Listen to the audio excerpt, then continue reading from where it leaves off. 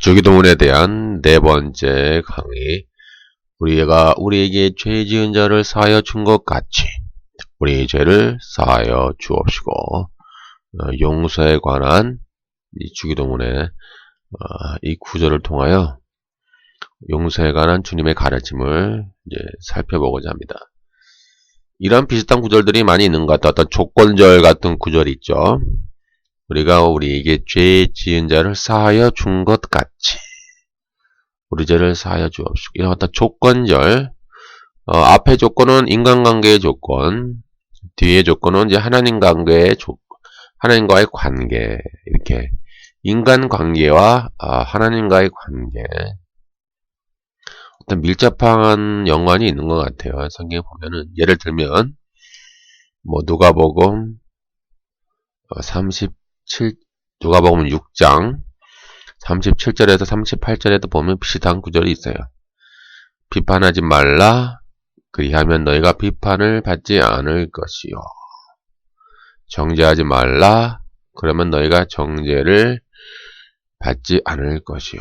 용서하라, 그리하면 너희가 용서를 받을 것이요. 이렇게 기록되어 있죠. 어떤 조건적인 거. 앞에는 좀 인간과의 관계, 후반절은 하나님과의 관계 돼 있고, 기도도 마찬가지죠. 주라, 그리하면 너에게 줄 것이니 후히 되어 누르고 흔들어 넘치도록 하여 너에게 안겨 주리라, 이렇게 기록되어 있죠. 이제 기도응답의 조건에서 특이한 점은 주라고 하는 가르침은 별로 우리는 받지 못한 것 같아요. 여러분들이 그렇지 않습니까?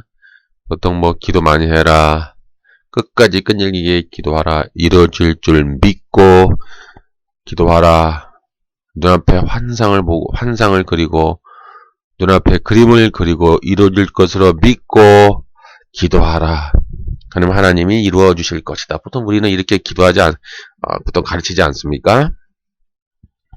근데 또 성경에 보면은 주라 그래서 주라, 누구에게 주라고 그랬어요? 사람들에게, 너한테 달라고 하는 자에게 그냥 주라는 거예요. 주라. 아무런 대가 없이 주라는 거죠. 너에게 어떠한 자가 와서 무엇을 요구하면은 그에게 아무런 조건 없이 주라는 거예요. 그리하면 하나님이 너에게 줄 것이다. 후히 되어 누르고 흔들어 넘치도록 하여 너에게 안겨주리라. 이러한 또 응답의 방법이 있는 거예요. 주는 거죠. 그러니까 이렇게 이제 보면은 인간관계와 하나님과의 관계가 밀접한 관계가 있습니다. 신앙은 하나님과 나와의만 관계는 아닌 것 같아요. 내가 하나님께만 열심히 믿고, 내가 열심히 교회 다니고, 내가 열심히 헌금 잘하고, 나 혼자 열심히 예배만 잘 드리면은 신앙생활을 우리는 잘하는 걸로 아는 것 같아요. 그 기준이. 그러나 주님이 보시기에는 그렇지는 않아요. 하나님과의 관계가 정말 올바로 되어 있는지 안 되었는지는 인간관계를 통하여 증명하는 거예요. 하나님은 하나님과의 관계를 어떻게 평가하시냐면은 우리들에게 사랑과의 관계를 통하여 평가하시는 것 같아요. 다시 말하면 하나님 저는 믿습니다. 하나님만 사랑합니다. 저는 주님을 위하여 죽을 각오가 되어 있습니다. 저는 오직 하나님밖에 이 세상에 아무것도 없습니다. 저는 하나님만 의지합니다. 그렇게 생각하고 또 다른 사람들도 그렇게 평가할 수 있겠어요. 저 사람은 너무 믿음이 좋아. 교회도 잘 다니고 열심히 기도하고 헌금도 많이 잘 드리고 봉사도 열심히 하고 너무나 헌신적이야. 그렇게 우리는 평가할 수 있어요. 그러나 하나님이 보시는 관점은 좀 다른 거예요. 하나님이 보시는 관점은 네가 너와 관계된 사람들과 어떠한 관계를 맺느냐에 따라 하나님은 너와 나와의 관계를 내가 평가하겠다, 이렇게 말씀하시는 거예요. 좀 복잡해지죠? 네, 복잡해져요. 우리는 그냥 하나님과 나와의 관계가 1대1 관계, 인 줄만 우리는 알고 살았어요. 열심히 금식기도 하고 뭐 산기도 하고 봉사하고 그렇게 우리가 교회 생활만 열심히만 하면 다 되는 줄 알았더니 하나님은 그게 아니라는 거죠. 너와 나와의 관계의 증명은 네가 너와의 관계된 사람들과 네가 어떠한 관계를 맺느냐에 따라서 너와 나와의 관계가 증명된다. 이렇게 주님은 말씀하시는 거예요. 오늘 본문을 통하여. 때문에 우리에게 죄 지은 자에 대한 어떠한 관계를 네가 맺어야 되느냐를 주님은 이제 강조하시고 거기에 따라 하나님이 우리에게 대한 죄, 또 우리가 하나님께 지은 죄가 있지 않겠습니까? 우리가 하나님께 지은 죄에 대한 하나님의 평가가 나타난다는 것이죠. 용서라고 하는 것은 사실 우리의 인간의 능력으로는 제한되어 있습니다. 쉽지가 않은 거예요. 이건 인간의 의지로는 할 수가 없는 겁니다. 용서하는 것은 불가능한 거예요. 왜냐하면 우리 마음속에 큰 상처를 주기 때문에 그렇습니다. 상처를 주고 우리가 분노, 또 어떤 증오, 미움, 어떤 복수심 그런 것들이 막 우리 마음속에서 막 솟아나요. 화산의 용암이 분출하듯이 우리 마음속에 그런 마음들이 막 분출하기 때문에 우리 자신을 컨트롤할 수가 없는 거예요. 가벼운 것은 몇 번 쿨하게 용서해줄 수 있어요. 그래, 알았어. 내가 한 번만 봐주지 뭐. 이렇게 우리가 한두 번은 해줄 수 있는지도 몰라요. 가벼운 거는. 그러나 아주 강도가 아주 강하거나 또 한 번이 아니라 한두 번이 아니라 또 계속적으로 지속적으로 반복될 경우에는 우리의 멘탈은 붕괴됩니다. 우리 안에 계속 미움과 증오가 쌓여요. 심할 경우에 우리는 또 그에게 복수를 하는 경우도 있죠. 이것이 우리 인간의 한계입니다. 주님이 말씀하신 용서의 한계는 어디일까요? 우리의 용서의 기도는 우리의 상식을 뛰어넘는 주님의 우리의 인내의 한계를 뛰어넘는 70번까지 이렇게 주님이 우리에게 요구하셨습니다. 마태복음 18장 21절 22절 그때 베드로가 나와 이르되 주여 형제가 내게 죄를 범하면 몇 번이나 용서하여 주리이까? 7번까지 하오리이까? 예수께서 이르시되 내게 이르노니 7번뿐 아니라 7번을 70번까지라도 할지니라. 아마도 그 당시의 율법은 3번까지는 네가 용서해 줘라 라고 기록된 것 같습니다. 베드로는 아주 크게 통을 한번 쏩니다. 주님께 7번까지 용서하면 되겠습니까? 이렇게 좀 율법의 가르침보다 그들이 율법의 가르침보다 제가 더 크게 한 통 쏘고 7번까지 용서하면 되겠습니까? 했더니 주님이 7번에 70번까지도 하라 라고 했습니다. 베드로의 마음은 멘탈 붕괴가 빠졌겠죠. 어쩜 이럴 수 있을까? 과연 우리가 거기까지 용서할 수가 있을까? 할 수가 있을까요? 정말 주님은 우리에게 너무 많은 무리한 요구를 하고 계시는 것 같습니다. 오늘날 우리들의 문제는 무엇일까요? 현대를 살아가는 현대인들의 문제는 무엇일까요? 용서할 수가 없는 거예요. 우리는 마음속에 항상 분노를 간직하고 있어요. 그 분노가 항상 찰랑찰랑 항상 우리 마음에 가득 차 있죠. 또 건수만 걸리면 이렇게 폭발하게 됩니다. 그 건수가 어떤 건수인지는 몰라도 어떤 한 사람만 딱 걸리면 그 사람에게 우리는 분노를 폭발합니다. 나를 기분 나쁘게 하는 사람, 나의 감정을 상하게 하는 사람, 어떤 한 사람이 크지 않은 그 작은 일로 가지고 나를 건드리면 그동안 내 안에서 출렁거렸던 가득 차있던 내 안에 분노와 미움과 증오가 한꺼번에 폭발을 하게 됩니다. 그래서 그 상대를 향하여, 그 대상자를 향하여 우리는 우리 안에 있는 모든 것을 쏟아내고 말죠. 그것이 우리 인간의 한계입니다. 현대인들은 많이 병들어 있습니다. 무한 경쟁, 또 상대평가, 또 실적평가 시대에 살다 보니 우리의 마음은 늘 상처받고 늘 고통스러워합니다. 우리 안에 늘 미움이 가득 쌓여 있고, 그래서 우리는 두 가지 방법을 택할 수밖에 없습니다. 그 상대를 죽이든지 아니면 내가 죽든지, 내가 나를 죽여서 자살을 하든지 아니면 그 상대, 그 대상자를 죽이든지, 우리는 두 가지 선택의 기로에서 우리는 고민하게 되죠. 그런 사건들이 많이 뉴스를 통하여 우리에게 알려지고 있습니다. 우리는 이러한 연약한 인간입니다. 우리는 상처받은 인간이며 우리는 우리의 능력은 제한되어 있습니다. 그럼에도 불구하고 주님은 7번을 70번까지 해라. 그 사람을 네가 먼저 용서를 해라. 그리하면 하나님이 너의 죄를 용서하여 줄 것이다. 이렇게 항상 말씀하고 계시는 거예요. 우리는 정말 어떤 면에는 우리는 미칠 것 같습니다. 어떨 때 정말 죽을 것 같습니다. 하나님께 매달려 봅니다. 하나님께 의지하여 봅니다. 그러나 주님은 어떠한 또 가능성을 주시는 것 같아요. 우리가 주님 앞에 무릎 꿇고 몸부림치며 기도하면 주님께서 우리에게 인간이 할 수 없는 그런 하나님의 능력을 우리에게 또 주실 수 있는 가능성이 열려 있습니다.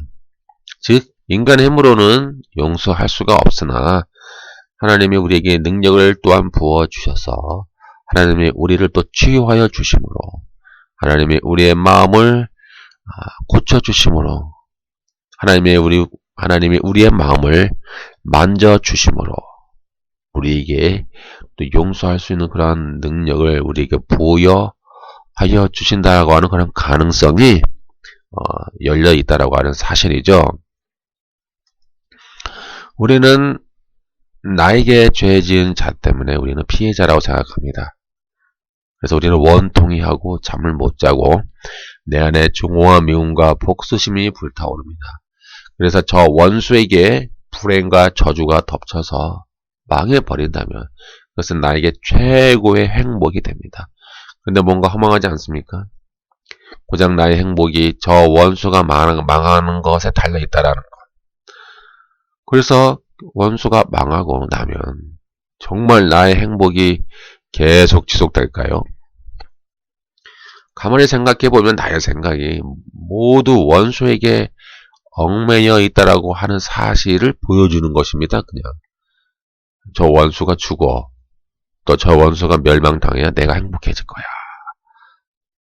우리가 그렇게 저주를 퍼붓는다면 결국 나는 그 사람에게 얽매여 있는 것이죠. 나는 그 사람에게 구속되어 있는 거예요. 내 마음과 내 인생이 그 사람에게 얽매여 있다라고 하는 것이죠. 그것은 허탈한 거예요. 왜 그 사람에게 나를 왜 얽매여야 할까요? 그 사람에게 나를 해방시켜야 되지 않습니까? 그 사람에게서 나를 놓아야 돼요. 나는 오직 하나님께만 구속받은 존재이지 그 어떤 사람에게도, 특히 나의 원수, 나에게 죄를 지은 그 사람에게 나를 얽매여서는 아니 되죠. 그건 허탈한 거예요. 너무나 허무한 거예요.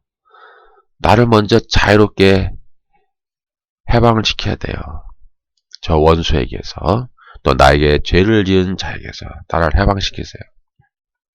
나를 해방시키는 게 가장 여러분들이 먼저 치유받는 길이죠.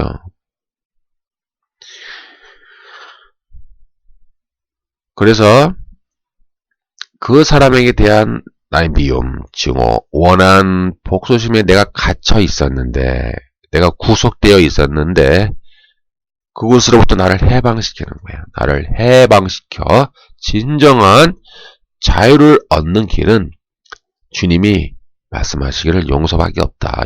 이런 말씀이죠. 너 그렇게 너에게 죄 지은 자에 대해서 네가 미음, 증오, 원한, 복수심에 갇혀 있으면은 너는 종으로 사는 거야. 종. 너 진정으로 자유를 누리고 싶니? 영적으로 자유를 누리고 싶니? 그럼 너가 거기서 해방돼야 돼. 해방되는 방법은 네가 용서하는 길이야. 이게 주님은 우리에게 가르쳐 주시는 것이죠.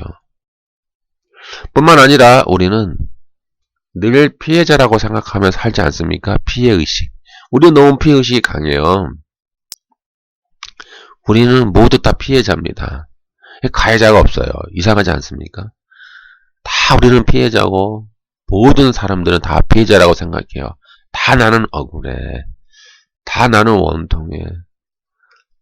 근데 누군가 가해자가 있으니까 내가 피해를 보는 거 아니에요. 근데 가해자가 없다라는 거예요. 다 피해자예요. 나는 무조건 억울해. 나는 무조건 원통해. 나는 무조건 피해자야. 나는 가해자가 아니야. 난 한 번도 가해자로 살아본 적이 없어라고 우리는 생각할지도 모르나, 그러나 내가 고의적으로 했든 또 의도적으로 하지 않았든 내가 처한 사회적 지위나 권한을 가지고 여러분들이 일터에서 또 직장에서 또 사업의 현장에서 여러분들이 알고 지은 죄, 모르고 지은 죄, 또 여러분의 또 우리의 그런 무의식적인 행동, 좀 무의식적인 말들이 다른 사람에게 얼마나 많은 상처를 주고 있었을까, 그런 생각을 해 보셨나요? 나는 너무나 착하기 때문에 결코 다른 얘기에 나는 피해를 주지 않았어. 나는 절대 다른 사람에게 나는 피해를 주지 않으라고 우리 스스로는 생각할 수 있을지도 몰라요. 우리 스스로는. 그러나 그 상대방은 혼자 끙끙 앓을 수도 있어요. 나의 말 한마디 때문에, 나의 행동 하나 때문에, 우리가 고의로 하지 않았더라도 우리가 무의식적으로 아무 의미가 없이 했는데 그런 말 한마디와 그런 나의 행동들이 그 상대방에게 피해를 줄 수도 있는 거예요. 그 사람이 말을 안 했을 뿐이죠. 말을 안 하고 혼자 끙끙 앓을 수 있을 거예요, 혼자. 그러면 여러분이 가해자가 되는 거예요. 여러분들은 나는 피해자야. 나는 가해자가 될 수 없어. 나는 절대 나는 나쁜 짓 안 해라고 우리 스스로가 생각할지는 모르나, 그러나 우리가 만나는 사람들에게, 또 내가 항상 대하는 사람에게 우리는, 또 나는 가해자가 될 수도 있는 거예요. 그런 가능성이 열려 있는 거예요. 그 상대방이 표현만 안 한 것 뿐이지 마음 한구석에 나에 대한 미움, 나에 대한 증오로 살아갈 수도 있어요. 예? 나에 대한 원한을 품고 살아가고 있을 수도 있단 말이에요. 그 사람이 나에 대해서 저 사람 빨리 죽었으면 좋겠다, 저 사람 빨리 망했으면 좋겠다 라는 생각으로 살아갈 수도 있는 거예요. 예, 그렇게 내가 나쁜 놈이 될 수도 있는 거예요. 그 사람에게는. 나는 그렇게 행동 안 했는데도. 이것이 이 복잡한 인간관계 속에서 일어날 수 있는 그런 우리의 그 필연적인 사건이에요. 누구도 피해갈 수가 없는 거예요. 나는 고의적으로 하지 않았어, 나는 괜찮아 라고 할 수는 있겠으나, 만약에 당신에게 피해를 준 그 상대방도, 당신에게 죄를 지은 그 상대방도 당신에게 난 고의적으로 한 것이 아니었어, 난 고의적인 것이 아니야 라고 할 수도 있다라는 거예요.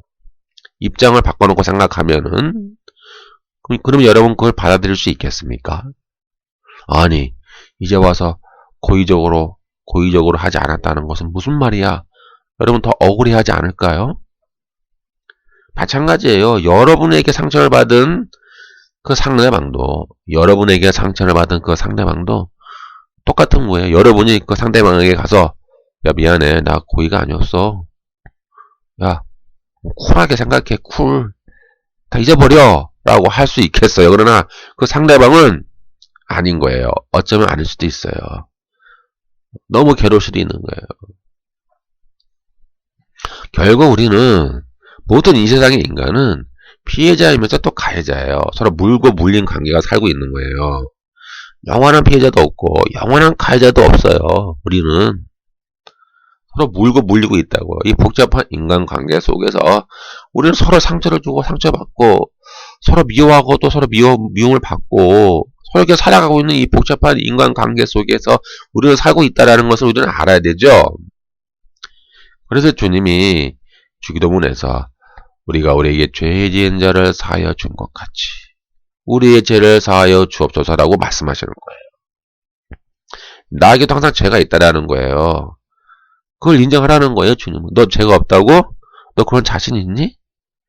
너 때문에 상처받은 영혼들이 얼마나 많이 있는데 너가 저게 자신 있어? 너는 아무 죄가 없다고 너는 믿어?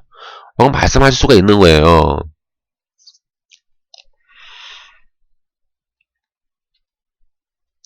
나에게 죄 지은 자로 인해 내 마음은 상처받고 내 마음에는 미움이 땅을 뚫고 나오는 용암처럼 걷잡을 수가 없고 하나님이 계시다면 왜 나에게 이러한 일이 일어나냐고 우리는 원망할 수도 있습니다. 내 자신이 감당하기 어려운 무거운 바위들이 나를 짓누르는 것 같고 세상을 살아야 하는 이유를 상실할 수도 있습니다. 하지만 비록 그럴지라도 나의 모든 마음을 하나님 앞에 모두 토해 놓아야 하고 용서를 위해 몸부림치며 나의 한계를 뛰어넘기 위한 또 나를 깨부수기 위한 우리는 이런 몸부림과 발악을 해야 됩니다. 하나님께 막 발악을 해야 돼. 우리 자신을 깨트리기 위해서. 하나님께 드리는 용서의 기도는 아주 강력해서 마태복음 18장 18절 땅에서 매면 하늘에서도 매일 것이요 무엇이든지 땅에서 풀면 하늘에서도 풀리리라 라고 약속하고 있는 거예요. 이 구절은 내가 원하는 것을 무조건 기도만 하면 응답된다라고 하는 의미가 아니라 이렇게 지금까지 우리는 보통 교회에서 가르쳐왔고 그렇게 우리가 믿고 있습니다만은 이 말은 그런 뜻이 아니라 하늘이 용서하는 자의 기도의 처분만을 기다리고 있다라는 뜻입니다. 메고 푼다라고 하는 것은 그 앞에 문맥에 주님이 용서하라라고는 문맥에서 말씀하신 거거든요. 너에게 죄를 지은 형제에게 가서 너는 용서해라. 그런 말씀에서 땅에서 매라라고 하는 것은 이 땅에서 네가 용서를 하려고 몸부림을 쳐봐라. 그리하면 하늘에서도 용서가 이루어질 것이다.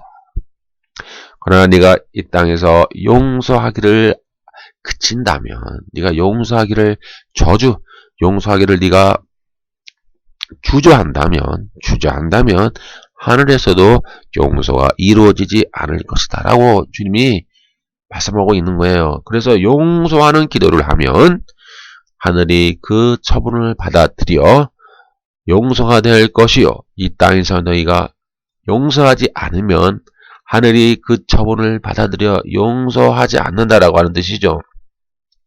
이와 같은 뜻을 가진 비슷한 구절은 요한복음 20장 23절에 있습니다.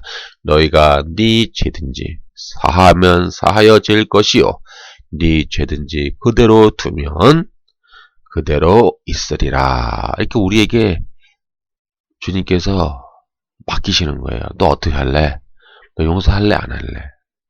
너 용서하면은 하늘에서 용서가 이루어지고 네가 용서하지 않으면 하늘에서 용서가 이루어지지 않아. 이 말은 이런 뜻도 있어요. 너에게 피해를 받은 그 상대방이 너를 위해서 용서하지 않잖아? 그럼 하늘에서 너에 대한 죄가 용서를 받지 못하고 그 사람이 너를 용서하기 위해 하늘에 이 사람의 그 처분만을 기다리고 있는 거야. 이런 뜻이에요. 왜냐? 나는 피해자이면서 또한 가해자이기 때문에 그래요. 가해자가 될 수 있기 때문에 그래요. 내가 피해를 준 그 상대방이 나를 용서하지 않는다 이 말이에요. 그러면 너의 그 죄도 용서받지 못하고 하늘에서 기다리고 있는 거야. 무슨 말인지 알겠니? 라고 우리에게 말씀하시는 거예요. 그래서 용서하는 기도를 하면 하늘이 그 처분을 받아들여 용서가 될 것이요 용서하지 않으면 하늘이 그 처분을 받아들여 용서받을 수 없다는 뜻이죠. 이러한 용서의 기도는 결국 나에게 혜택이 돌아오는 거예요. 나에게 죄 지은 저만 용서받는 것이 아니라 용서하는 기도를 하는 자의 알게 모르게 지은 죄, 알게 지은 죄, 모르게 지은 죄, 그 수많은 허물까지도 하나님이 용서해 주신다는 거예요.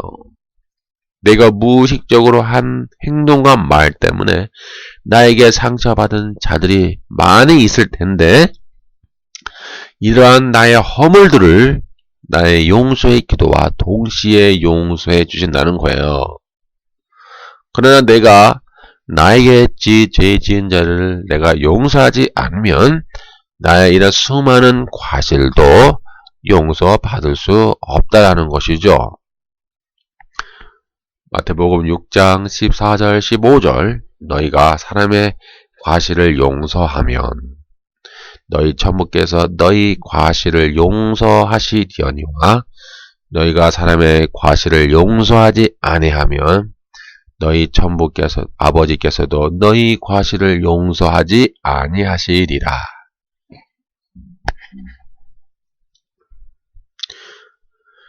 우리가 만약에 용서하지 못하고 인간관계가 막혀 있다면 하나님과의 관계도 막혀지게 됩니다. 이게 서로 연관이 되어 있다는 거예요. 인간관계가 온전하지 못하면 하나님과의 관계가 잘 이루어지지 않습니다. 우리는 인간관계 그딴 거 필요 없어. 나는 그냥 하나님만 열심히 믿고 잘 살래. 그렇게 생각한다면 그것은 큰 오산이다라고 하나님은 말씀하시는 거예요.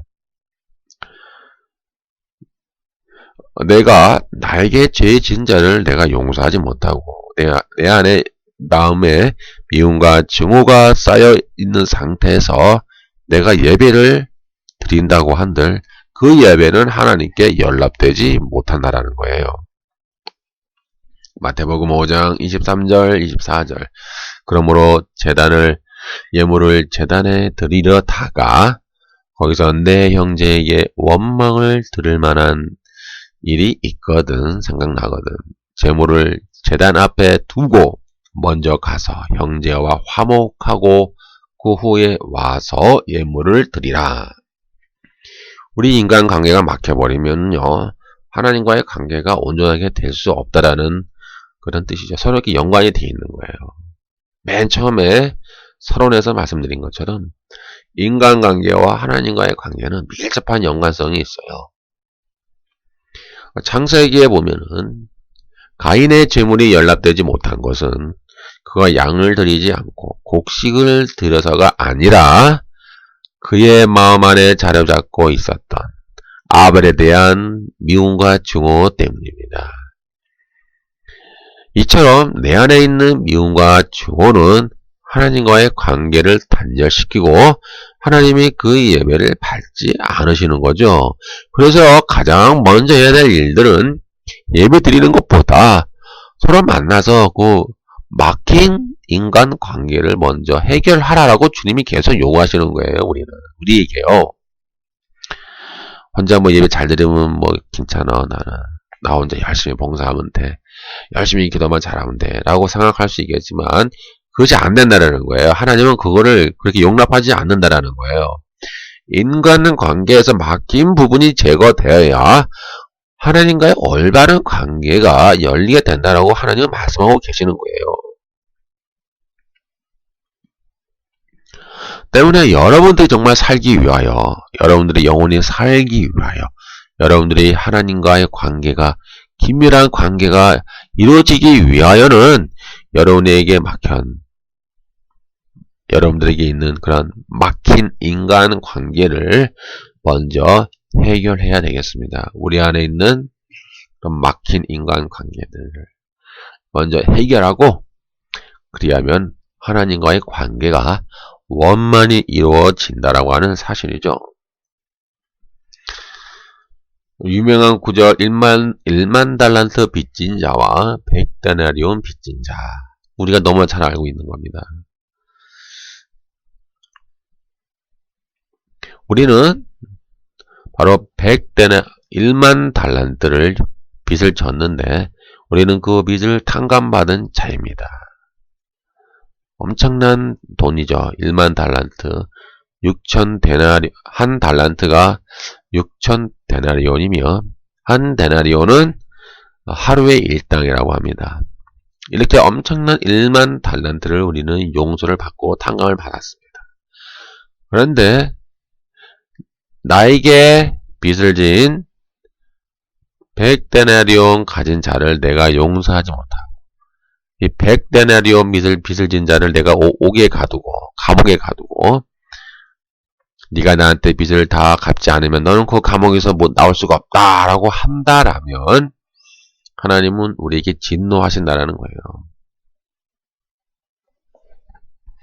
그래서 우리가 용서받은, 탕감받은 1만 달란트 빚이 무효화된다라는 거예요. 무효화시키겠다 내가. 그것이 1만 달란트 빚진 자와 100데나리온 빚진 자의 의미가 되겠습니다. 내가 하나님으로부터 탕감받은 빚은 1만 달란트이지만 나에게 죄 지은 자의 빚은 100데나리온이다 라고 주님은 말씀하시는 거예요. 이러한 비교는 하나님께 용서받은 나의 빚에 대한 상대적인 비교입니다. 나에게 죄를 지은 자의 빚은 나에게 크다고 생각할지는 모르나 내가 하나님께 용서받은 것에 비하면 너무나 작다라고 주님은 우리에게 교훈하고 계시죠. 그런데 나에게 이 100데나리온 빚진 자를 내가 용서하지 아니하고 그 사람을 길에서 만나서 붙들어 목을 잡고 막 쌍욕을 날리면서 빚을 갚으라 하면서 그 사람을 옥에 가두고 그 자에게 고통을 준다라면 하나님은 우리에게 너는 어떻게 할 것이냐, 내가 너에게 탕감해준 1만 달란트를 어떻게 할 것이냐, 내가 무효할 수 있는데 너는 그거 받아들일 수 있겠느냐 라고 우리에게 물어볼 수도 있는 거예요. 그 결론에 보면은 마태복음 18장 35절 너희가 각각 마음으로 형제를 용서하지 아니하면 나의 하늘 아버지께서도 너희에게 이와 같이 하시리라. 이게 우리에게 주시는 영적인 교훈의 말씀이죠. 이 결론을 내리겠습니다. 용서는 이 하나님 나라의 영적 혁명입니다. 예. 영적인 혁명이에요. 세상의 정치적 혁명은 폭력과 무력을 사용하지만 하나님 나라의 영적 혁명은 용서로 시작됩니다. 용서 안에서 이루어집니다. 용서는 내가 하나님의 용서를 받은 하나님의 자녀이고 천국 백성임을 증명해 줍니다. 내가 하나님께로부터 먼저 용서를 받았기 때문에 나는 용서하기 싫어도 우리는 용서해야 할 의무가 우리에게 주어집니다. 이 용서는 인간관계가 하나님과의 관계와 밀접히 연관되어 있다고 하는 사실입니다. 인간관계가 막혀 있다면 하나님과의 관계가 원활하지 않다라고 주님은 우리에게 교훈하고 계시며 때문에 주기도문에서 먼저 너희는 죄 지은 자를 용서해 주어라. 그래야 너와 하나님과의 그 관계가 원만히 이루어질 것이고 또 네가 지은 그 수많은 허물들 또 네가 가해자로서 네가 상처를 준 그 수많은 자들에게 대한 그런 허물들과 죄들을 내가 또한 용서해 주리라 하고 주님은 이 주기도문에서 우리들에게 가르쳐주고 계시죠.